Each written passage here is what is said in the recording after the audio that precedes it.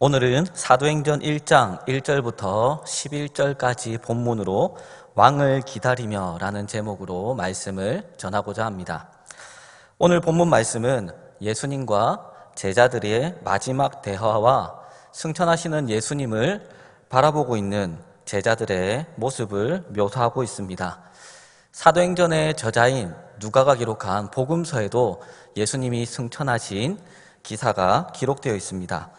누가복음 24장 51절에서 53절에서 축복하실 때 그들을 떠나 하늘로 올려지시니 그들이 그에게 경배하고 큰 기쁨으로 예루살렘에 돌아가 늘 성전에서 하나님을 찬송하니라 라고 말하고 있습니다. 사도행전에 비해서 짧게 기록되어 있지만 누가복음에만 언급되어 있는 표현이 있습니다. 그것은 예수님이 승천하신 이후에 큰 기쁨으로 예루살렘에 돌아갔다라는 표현입니다. 제자들이 예수님과 함께 있다가 이제 예수님이 하늘로 승천하셨는데 제자들이 기뻐하고 있다라는 표현을 보면서 의문이 생겼습니다. 자신을 힘들게 하거나 또는 보기 싫은 원수가 떠나게 될 때 그 마음에 기쁨이 있을 수는 있습니다. 하지만 예수님은 3년 이상을 함께 동고동락하면서 하나님의 말씀을 가르쳐 주셨고 또 여러 가지 기적을 베풀어 주셨고 십자가에서 죽으시고 부활하셨던 분이셨습니다. 그 예수님이 떠나가시는데 왜 제자들이 기뻐하고 있었을까? 보통 사람들이라면 그런 예수님이 떠나간다면 슬퍼하거나 아쉬워하거나 섭섭해할 것입니다. 하지만 누가복음에서는 제자들이 크게 기뻐한다라는 표현을 사용하고 있습니다. 아마도 제자들은 예수님이 하늘로 승천하시는 그 모습을 보면서 예수님이 진정 하나님의 아들이시구나, 예수님이 온 천지 만물을 다스리시는 만왕의 왕이시구나 라는 생각이 들었을 것입니다. 예수님은 이제 하늘 보좌에 올라가셔서 영광의 왕, 만왕의 왕이 되셨습니다. 제자들은 자신들과 함께 지냈던 그 예수님, 자신들의 모든 것을 포기하고 따라다녔던 그 예수님이 이제 영광의 자리에 오르시는 모습을 보면서 기뻐했던 것은 아닐까라는 생각을 해보았습니다. 여러분, 이것은 우리에게 너무나도 중요한 것입니다. 제자들이 바라보고 있는 그 예수님이 바로 저와 여러분이 믿고 있는 예수님이시기 때문입니다. 제자들이 예수님이 승천하신 이후에 변화되었던 것처럼 이 사실을 아는 사람은 이전과 다른 삶을 살게 됩니다.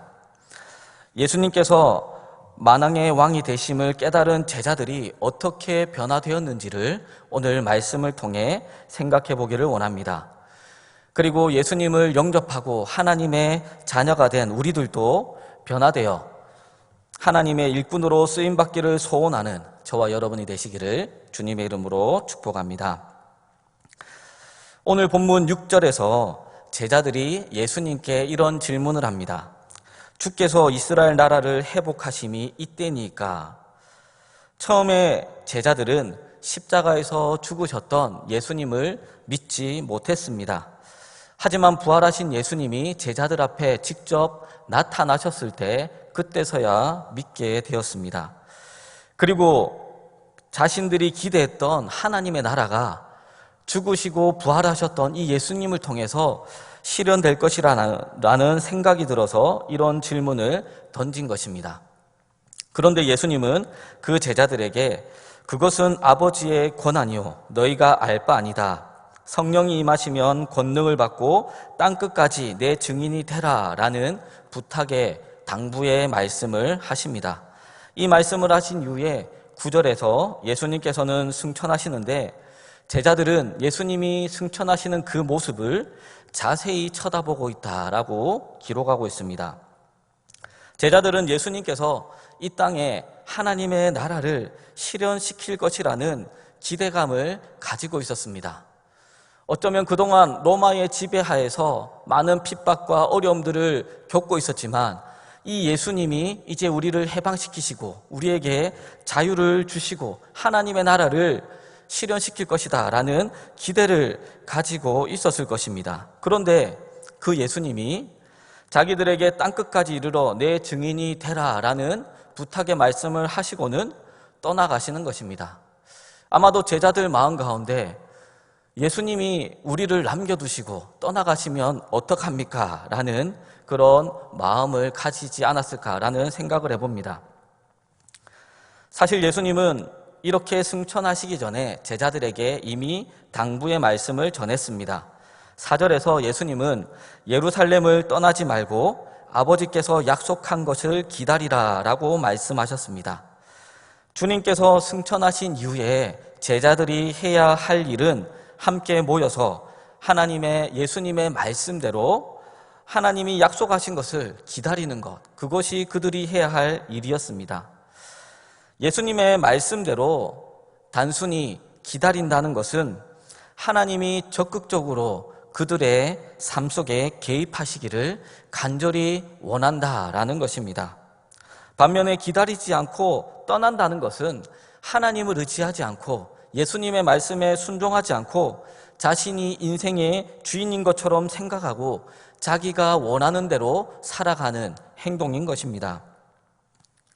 이런 관점에서 본다면 우리의 삶 속에 예수님의 말씀처럼 우리가 기다리기보다는 떠나는 그런 삶을 살아왔던 순간들이 많지 않았나 생각해 보게 됩니다.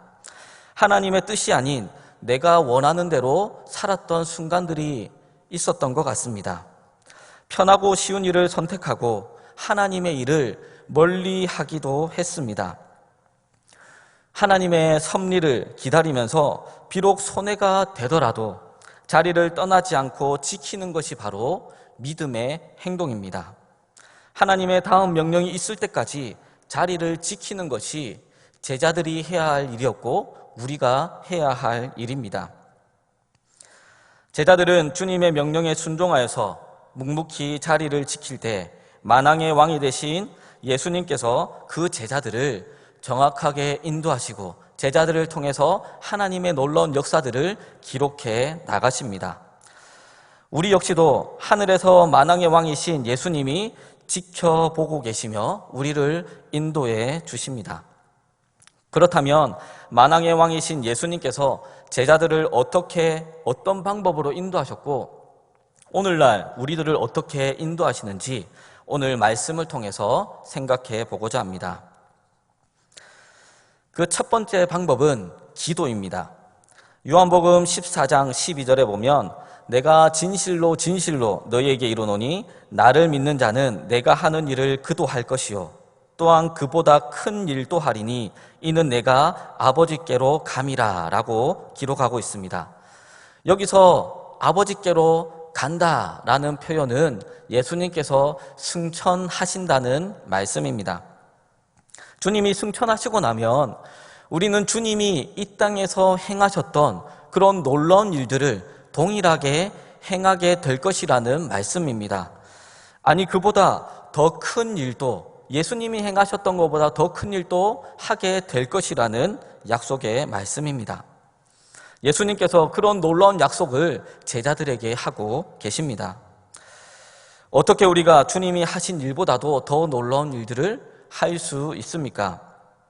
13절에 보면 그 해답이 나옵니다. 너희가 내 이름으로 무엇을 구하든지 내가 행하리니. 바로 기도를 통해서 우리는 예수님이 행하셨던 일, 아니 그보다도 더 큰 일을 행하게 된다는 것입니다. 초기 교회에는 예수님이 하신 일보다 더 놀라운 일들을 경험하기도 했습니다.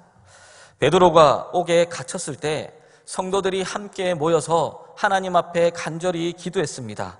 그러자 옥문이 열리고 아무런 제재 없이 베드로가 옥에서 걸어 나온 기적이 일어났습니다. 하나님의 말씀을 선포하자 수백 명, 수천 명의 사람들이 회개하고 예수님을 믿게 되는 놀라운 역사들도 일어났습니다. 극렬한 핍박이 일어났는데 성도들이 모여서 간절히 기도하니까 그 모인 곳에 진동하면서 그 자리에 있는 모든 사람이 성령에 충만하게 되어서 오히려 더 담대하게 복음을 전하게 되었습니다. 너희가 내 이름으로 무엇을 구하든지 내가 행하리니, 이 약속의 말씀이 현실이 되었습니다. 초대교회가 강한 것은 사람이 많아서도 아니고 재정이 많아서도 아니었습니다. 그들이 기도의 무기를 가지고 있었기 때문입니다. 교회의 능력은 기도에 있습니다. 교회의 자산은 기도입니다. 천국 백성들의 능력의 비밀은 바로 기도입니다. 하나님이 우리의 기도를 통해서 놀라운 역사를 이루어 가시기 때문입니다.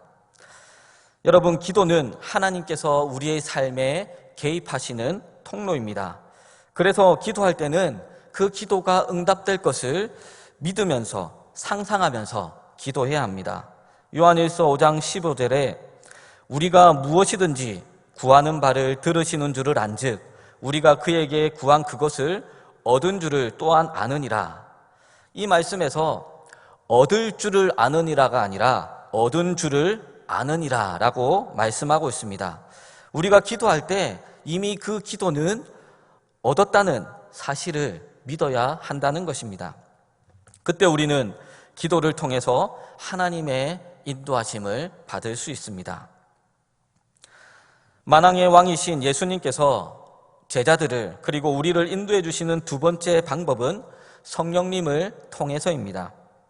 예수님이 승천하신 후에 제자들이 간절히 기도하며 기다린 결과 하나님의 약속의 선물이었던 성령님을 받았습니다. 마가의 다락방에서 기도하던 성도들 120명이 모두 성령으로 충만해졌습니다. 그 다음부터 그들은 온전히 성령의 인도하심을 따라 살게 되었습니다. 자신의 생각이나 의지가 아니라 항상 하나님의 성령의 음성에 귀를 기울이고 성령의 인도하심에 따라서 하루하루를 살아갔습니다. 그런 삶이 기록되어 있는 사도행전을 우리는 성령행전이라고 부르기도 합니다. 사도행전에 나타나는 놀라운 역사들은 사람이 이룬 것이 아니라 오직 성령이 행한 것이기 때문입니다. 여러분, 만왕의 왕이신 예수님은 지금도 성령님을 통해서 우리를 인도하고 계십니다. 성령을 통해서 하나님의 뜻을 보여주십니다.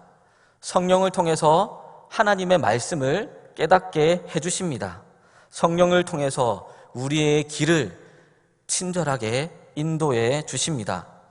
우리가 늘 성령님을 의지하며 살아야 하는 이유가 바로 그것입니다. A.W. 토저는 그의 책 지저스에서 이런 말을 했습니다. 우리의 삶은 폭풍의 한복판에 있고 믿음의 성도들은 배를 타고 있다라고 합니다. 누군가는 수평선을 바라보더니 폭풍이 와서 우리의 배가 암초에 부딪혀 산산조각이 날 것이다 라고 합니다. 그러나 또 어떤 사람은 우리에게는 닻이 있다. 바다가 너무 깊어서 그 속에 있는 닻이 보이지는 않지만 분명히 바위에 단단히 걸려있는 그 닻이 우리의 배를 확실히 붙들어 줄 것이다. 그러므로 우리의 배는 폭풍을 이겨낼 수가 있다라고 말합니다. 여러분, 우리 영혼의 닻은 바로 성령님이십니다. 우리 안에 자아가 아니라 하나님의 성령으로 충만해져야 합니다. 그럴 때 성령님은 우리의 영혼의 닻이 되어주시고 우리를 안전하게 하시고 가장 좋은 길로 인도해 주시는 것입니다. 여러분, 이것이 바로 예수님께서 제자들에게 하나님의 선물인 성령을 받을 때까지 예루살렘을 떠나지 말라고 하신 이유입니다. 제자들이 만약 예수님의 말씀대로 기다리지 않고 성령을 받기 전에 떠났다면 제자들은 변화되지 못하고 또 하나님의 나라를 확장하는 일에 쓰임받지 못했을 것입니다. 승천하시는 예수님을 바라보는 제자들은 예수님이 만왕의 왕이시요 영광의 왕이심을 깨닫고 기뻐했습니다. 제자들은 자신들이 처한 환경이 때로는 힘들고 어려울 때도 있었지만 기도하고 또 마음에 가득한 성령을 의지해서 하나님의 인도하심을 받았습니다. 그리고 다시 오실 만군의 왕이신 예수님을 기다리며 묵묵히 자신들에게 주어진 그 일들을 감당해 나아갔습니다. 사랑하는 성도 여러분, 우리도 제자들과 같이 하나님의 자녀로서 이 땅에 남겨진 사람들입니다. 여러분은 날마다 기도와 성령으로 하나님의 인도하심을 받고 있습니까? 자신의 생각이나 의지가 아니라 하나님의 말씀대로 살려고 하루하루를 발버둥치며 살아가고 있습니까? 여러분, 우리가 믿고 있는 예수님은 제자들이 바라보고 있었던 그 만군의 왕이요 영광의 왕이신 예수 그리스도이십니다. 그러므로 우리도 제자들처럼 기도와 성령을 통해 하나님의 인도하심을 받아야 합니다. 우리가 하나님의 인도하심을 받으며 이 땅을 살아갈 때 때로는 힘들고 어려울 때도 있습니다. 때로는 우리가 손해보고 너무나도 안타까울 때도 있습니다.